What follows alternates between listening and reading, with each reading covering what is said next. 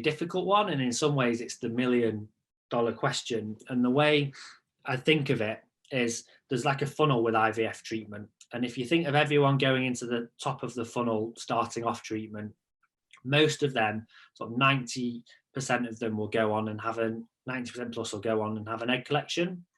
Of those, 95%, so nearly all of them, will have embryos to transfer. So most people who start out on IVF will have an embryo transfer. The next step is when you get this funnel, and essentially from an embryo transfer, only about sort of 30 to 40% of women will become pregnant. So there's this huge kind of drop off after the transfer. And then after a positive pregnancy test, about 70 to 80% of women will go on and have a baby. So really, like, IVF fails the most between embryo transfer and pregnancy test. Now, the reason behind that, you can probably put into one of four categories as part of a jigsaw puzzle. So the first thing is it a problem with the embryo? And you'd ask the questions like about good quality embryos, and embryos is quite difficult to grade, and even the conventional grading, looking down a microscope, is not that reliable. Even putting back the best quality embryo, probably only have about a 50% chance of, or just over 50% chance of a pregnancy, and that's putting them the best quality back.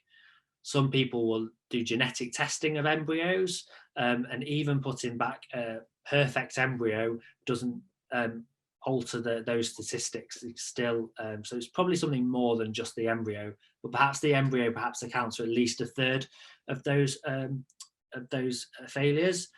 The other three things to think about: is it the transfer process itself? Has that been difficult or tricky?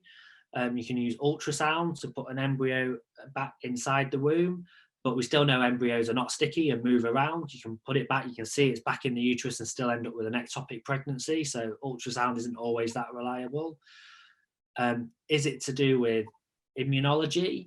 Is it the immune system that's attacking the embryo or doesn't allow it to implant? And there's lots of research happened in that area, but we're still not really much further to understanding that. And then finally, is it about the endometrium, the womb lining itself?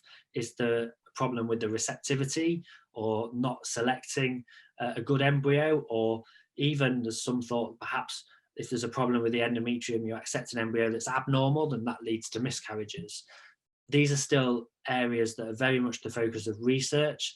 There are some supplementary tests that can be added on to look at endometrial receptivity, but the science backing them up at the moment is bit unhelpful in that it's not very easy in sort of affecting how you do the treatment.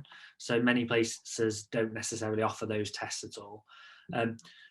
So ultimately, you don't really know, and the honest answer is no one can tell you why that failed in your circumstances, but they're the four factors that probably have some influence on why it doesn't work.